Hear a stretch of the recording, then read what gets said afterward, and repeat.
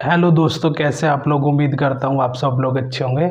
आज हम बात करने वाले हैं क्रिमिनल केसेस में ट्रायल की। तो जैसा कि आप जानते हैं, भारत में अब तक जो क्रिमिनल के केसेस थे वो सीआरपीसी के अकॉर्डिंग लड़े जाते थे, जिस सीआरपीसी में सेक्शन वाइज उसका प्रावधान था। ठीक है। अभी हाल फिलहाल 2023 में भारतीय गवर्नमेंट द्वारा सीआरपीसी के स्थान पे एक नया कानून ला दिया गया है, जिसको हम भारतीय नागरिक सुरक्षा संहिता BNSS के नाम से भी जानते हैं। तो आज हम बात करने वाले हैं कि जो पहले जिन सेक्शन में जो प्रावधान थे, अब नए कानून में वो चेंजेस हो गए हैं। तो अब किस सेक्शन में कौन सा प्रावधान पहुंच गया है, पहले मोस्ट ध्यान देने वाली बात ये है। तो ठीक है, शुरू करते हैं। Stage in criminal trial. तो जैसा कि आप देख रहे हैं, शुरू करने से पहले मेरा नाम है सचिन त्यागी एडवोकेट, और आप देख रहे हैं मेरा यूट्यूब चैनल विधि रिसर्च सेंटर। अगर आपको वीडियो अच्छी लगे तो प्लीज़ सब्सक्राइब करना, और ये युवा अधिवक्ताओं के लिए बहुत हेल्पफुल होने वाली है। ठीक है। तो जो सीआरपीसी के सेक्शन है उसमें सबसे पहले शुरू होता है 154 में registered for FIR under cognizable offence.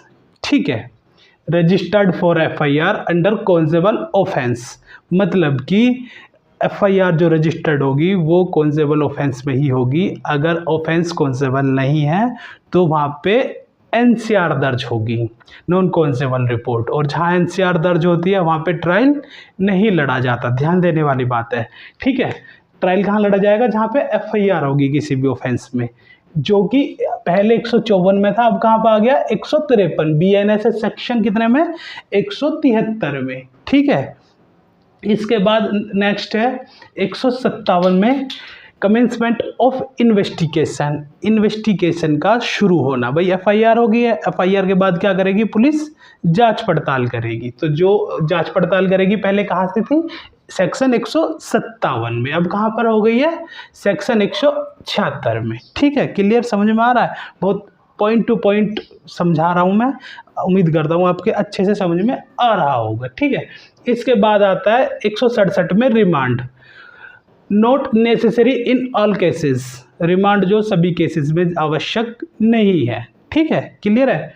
इसके बाद आता है ये अब जो है BNSS 187 में आ गया है, और इसके बाद आता है section 173 clause 2 filing of chargesheet before court.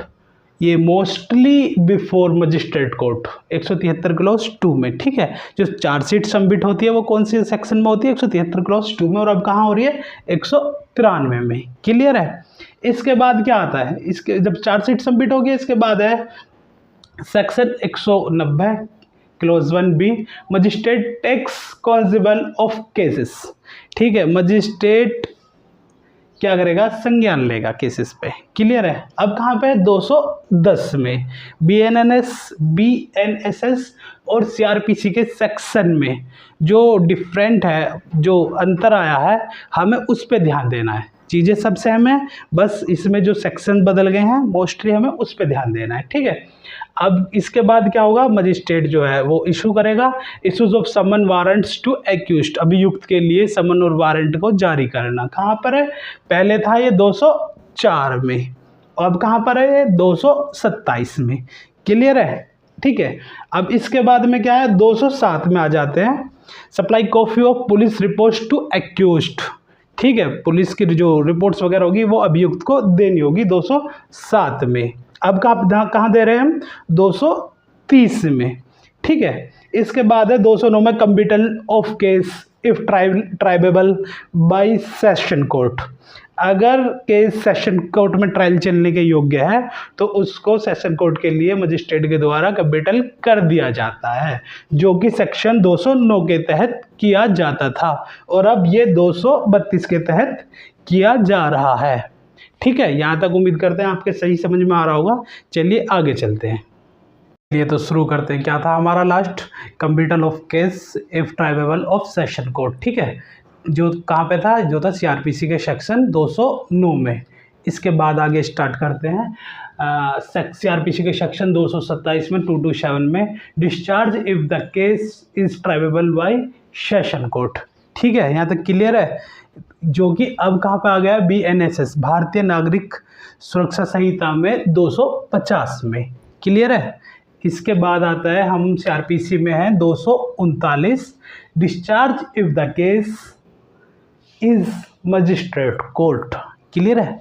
जो कि अब BNSS में 262 में रखा गया है इसको। ठीक है। इसके बाद में CRPC का जो सेक्शन है 228, जो कि framing of the charge is session triable, जो चार्ज है वो उसकी बात कर रहे हैं, जो कि अब 251 में आ गया है BNSS में। अब जो दो नए कानून आए हैं उसमें जो CRPC की जगह ली है वो BNSS ने ली है, और जो IPC की जगह ली है वो BNS ने ली है।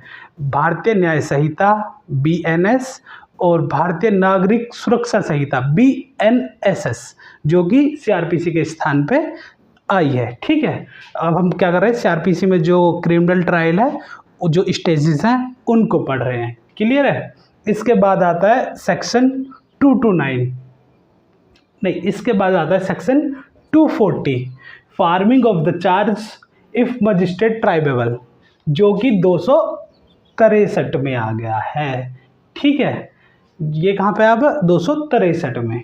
इसके बाद आता है CRPC का सेक्शन 229 पील बिफोर सेशन कोर्ट, जो कि अब कहाँ पर है, अब है BNSS में 252 में। उम्मीद करता हूँ आपके इजीली समझ में आ रही होगी।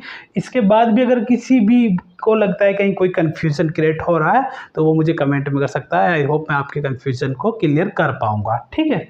इसके बाद आता है सेक्शन 241 पील बिफोर मजिस्ट्रेट कोर्ट, जो कि अब है सेक्शन 264 में 264 में। क्लियर है। इसके बाद में ये शुरू करते हैं सेक्शन 231, जो कि है prosecution evidence session court, prosecution evidence session court, जो अब कहाँ पर है 254 में। ठीक है। यहाँ तक क्लियर है। चलिए तो दोस्तों इससे आगे शुरू करते हैं। CRPC का section 242 prosecution evidence magistrate court. ठीक है। जिसमें closing process at the end of prosecution evidence, जो कि अब है सेक्शन 265 में। इसके बाद आता है 313 में है power of the examine the accused. ठीक है। जो कि अब कहाँ है 251 में। ठीक है। CRPC का 233 में है defence evidence in session triable cases. ठीक है। अब कहाँ पर रही है, अब है 256 में। ठीक है। क्लियर है। इसके बाद आता है सेक्शन CRPC का section 243 defence evidence in magistrate triable cases, जो कि अब है 266 में BNSS में। अब का मतलब BNSS में। ठीक है।